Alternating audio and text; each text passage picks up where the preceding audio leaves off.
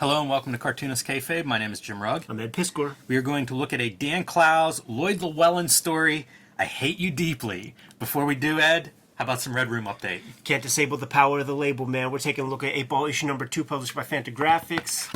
Let's take a look at a new Fantagraphics comic. Red Room, the Antisocial Network trade paperback book collection, collecting the 4 issues of Antisocial Network that are on the stands today, plus 70 pages of additional material, man. You see, I've been spending the summer adjusting all the stuff, man, to try to make a really pleasing and cool looking book. Put up a video showing off the book collection earlier this week or whatever.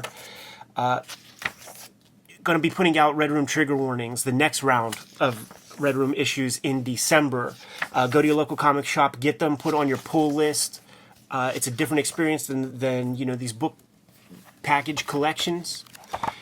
All the links are available in my link tree in the description below this video to get your hands on these comics. And I have to show off my my cover for Trigger Warnings #1. You can see I made a mistake on my lettering of the cover, and but based on the legendary Zap Zero Robert Crumb cover issue, and man, it's a good fit for Red Room. Let me tell you. I heard of it, and like stuff like that handprint.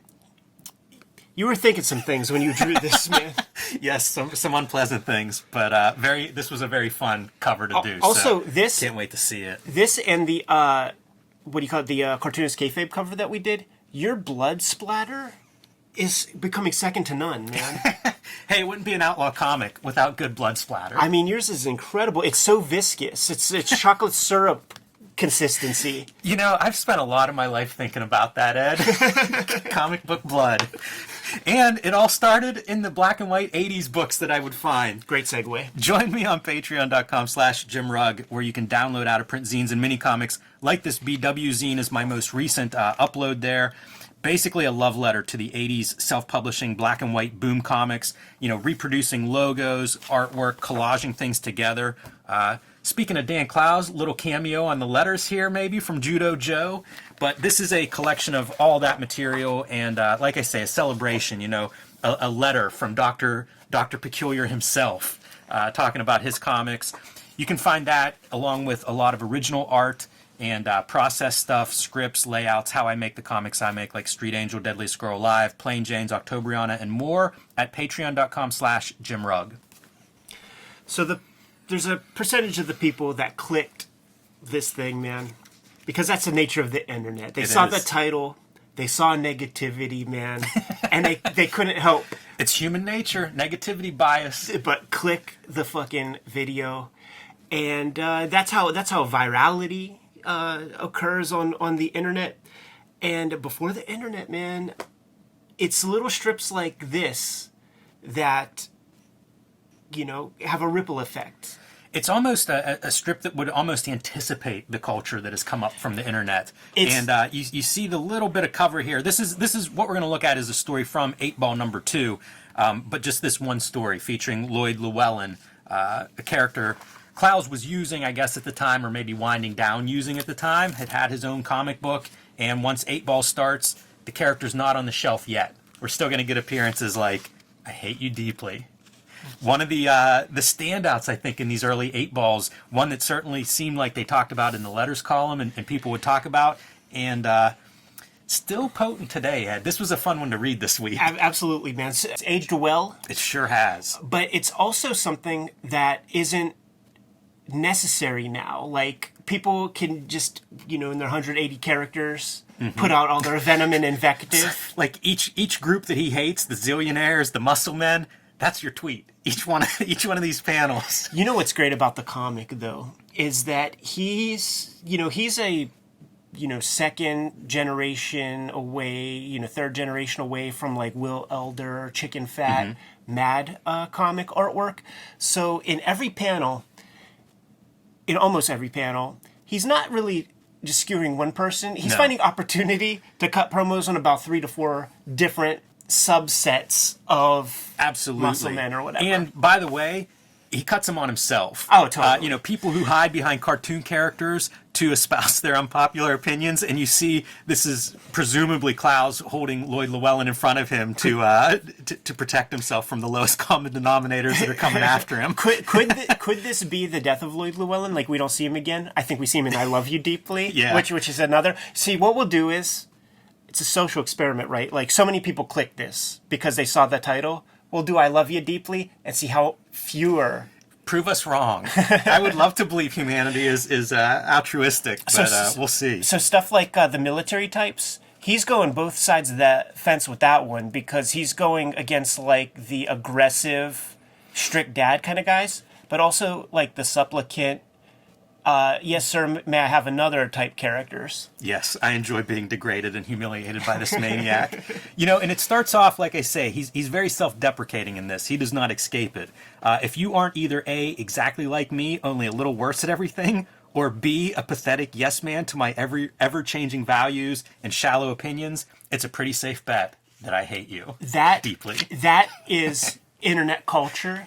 That's humanity, man. That is explaining the echo chamber that we're able to live in now, where you can only interact with people that you want to like sort of share ideology with, and anybody who steps out the least bit, you might even call them a Nazi or something like that. You know? You're so right. And the sad part with the internet culture thing is you could be these dudes, like most of you are the A and B.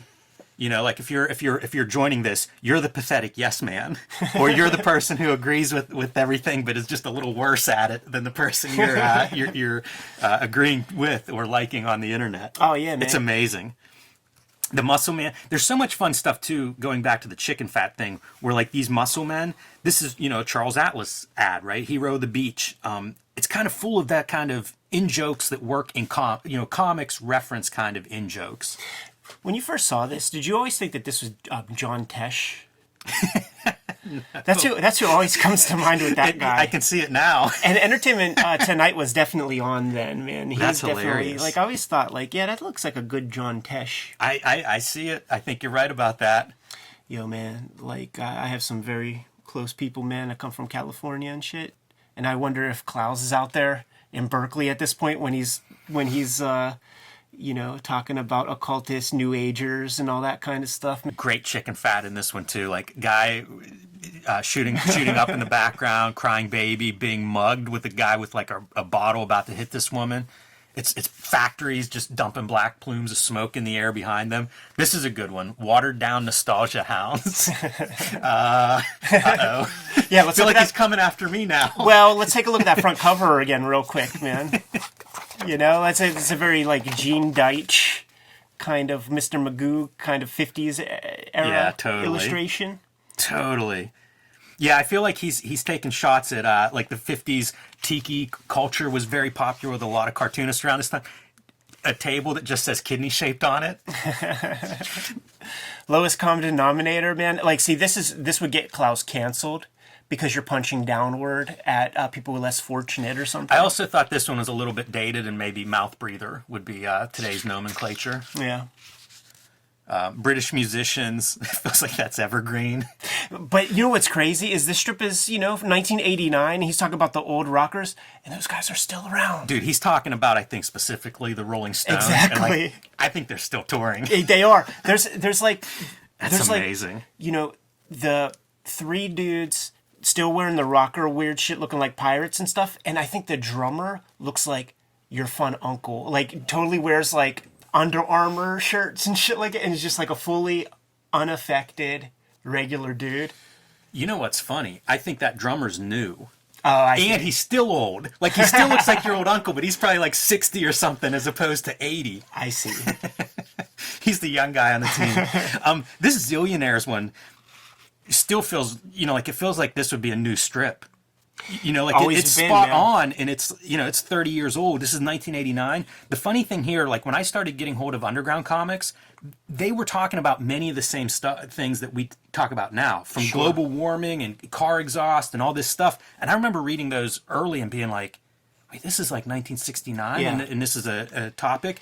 There's a lot of the stuff in this strip that is that same kind of thing of like, how can this be relevant 32 years later? The urban attention seeker is the one that I always think of when I think of this strip, because I'm in enough scenarios where I see this. And in fact, when I went to get some groceries last week, I saw someone on one of those like first gen bicycles with the big tire. Yeah. And so these people, like, they're down at the waterfront just going to get some groceries, and I just was I just kept I was in my car at the parking lot, and I'm like, well, I want to see how they chain it up.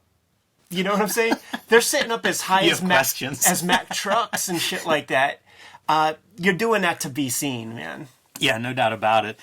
Still feels kind of spot on. This is another one that I think is more relevant all through our life than, you know. Go to the gallery crawl. My first SPX, man, when I saw Snidely Whiplash mustaches and dudes wearing Ray-Ban glasses with no lenses. What is that? You're an urban attention seeker. You're the hipster. This one, this is another one of these panels that, again, hitting close to home here, Dan. I've got a Facebook avatar picture that you're really like putting me in your crosshairs with guys with short hair on top and long hair in the back. And also in Pittsburgh, all you got to do is add a hockey logo to the front of that shirt, and you're fine. It's the legacy of Jummer Jogger. I mean, are mullets 30 years out of 35 years out of? You know what? They're coming back. They really are. There's like a lot of irony things happening, but like this is before that issue of Grand Royal magazine where the Beastie Boys coined the term mullet. So he just identified, like, I'm seeing these like hillbilly fucks that, you know, he's profiling. He's like, I'm seeing these same kind of like hillbilly fucks, and there's a particular asshole I have to deal with in life, and it just seems that they have like long hair in the back and it's short up top. So he doesn't even have a name for the haircut yet. Wow. Yeah, talk about ahead of the curve. John Tesh again. Once again. Americans who use the English spelling of words to make themselves appear cultured and eccentric. These are great. There's such a broad range of stuff here because now and then they slip in something that's like kind of painful in reality, and then it's like the silly stuff mixed in. Yeah, so specific. Fanatics, once again, it's really, it hurts, Ed. Some of these hurt. They're very personal. Idealists, this is a pretty good one too. I can't believe how well all of this is aged. I want to cross a couple of these off and be like, this one's very, you know, it's this is a period piece here. Right. These all feel pretty good. Like if this came out today, I feel like if somebody posted this as a webcomic and it was new, it would make the rounds. Like it would be very popular. Yeah. Like he always cites Art School Confidential as like a viral quote unquote strip, but this, I'm sure, got passed around plenty, man. And once again, it's this would be redundant in a world of today because just go online and you see haters and you see negativity and you see whackness, you know. But he's not the kind of guy that would even tweet if he had the ability. Like he's spending maybe 2 weeks making this strip.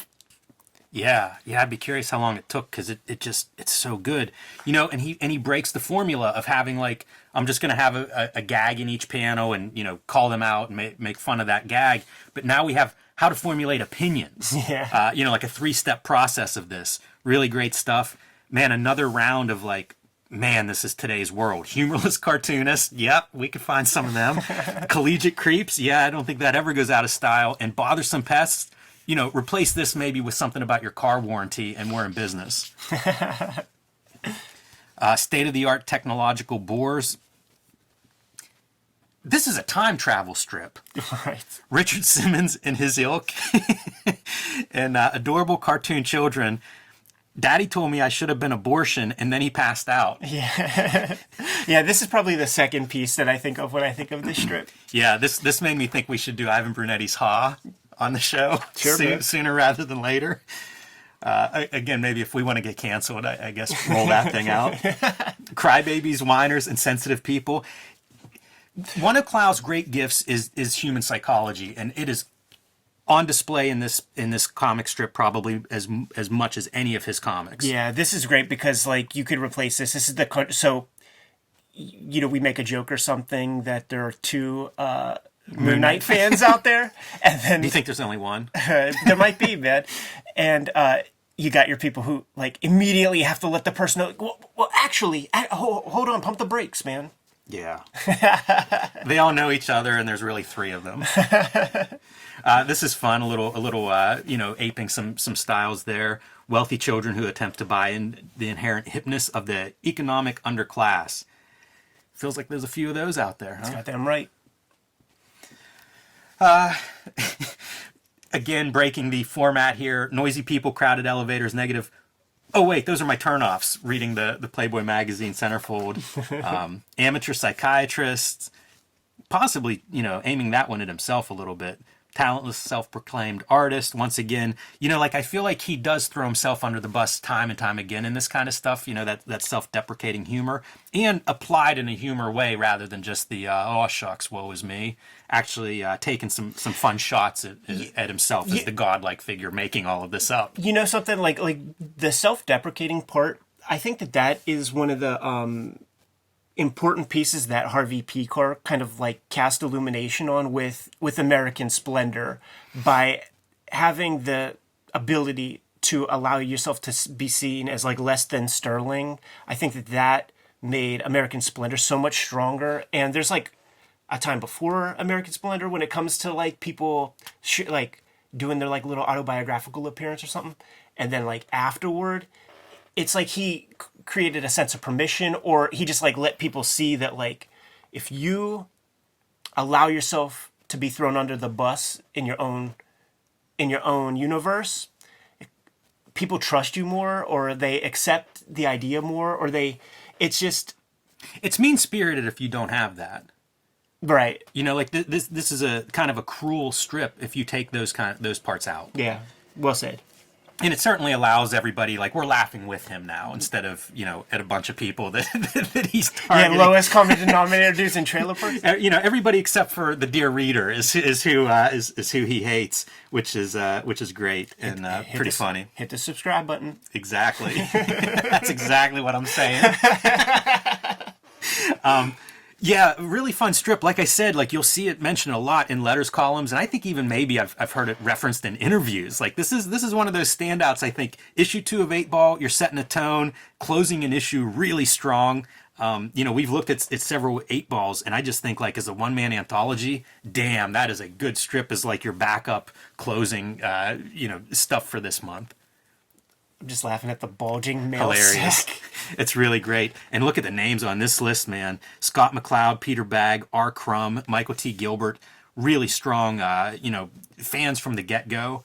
And prank phone call contest where the grand prize is an original page from 8 Ball number 2. Yeah, but when we see the winners of this, we see that there's shenanigans going on because it's Jim Blanchard, future Fantagraphics employee, cartoonist, who's the winner, but is actually maybe deserving because he is the creator of some very legendary prank phone calls that are so popular enough that there are like Vice documentaries about it. So yeah, there you go. Listen, there it is. Maybe it went the other way and he won this contest, and that's what led to the Fantagraphics employment.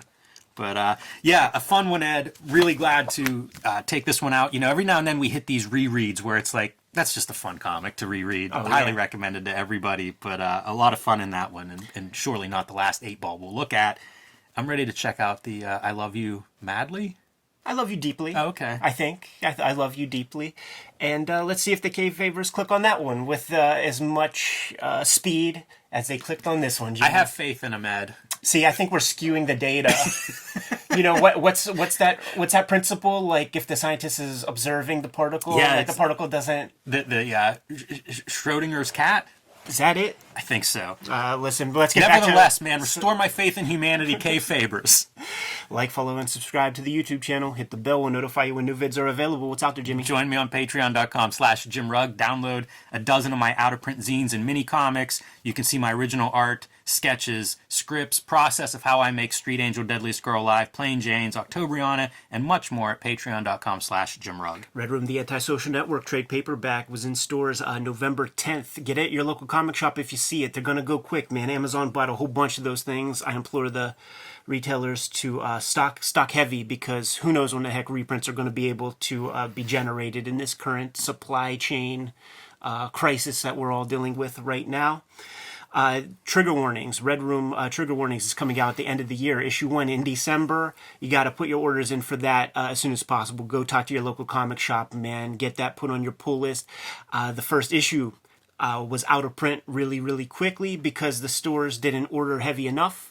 You got to let your store know that you want this thing. All those links in my link tree in the description below. What else, Jim? Subscribe to the Cartoonist Kayfabe e-newsletter at the links below this video. You can also find Cartoonist Kayfabe t-shirts and merchandise at the links below this video. All right, man. Give them those marching orders. We could be on our way. Read more comics.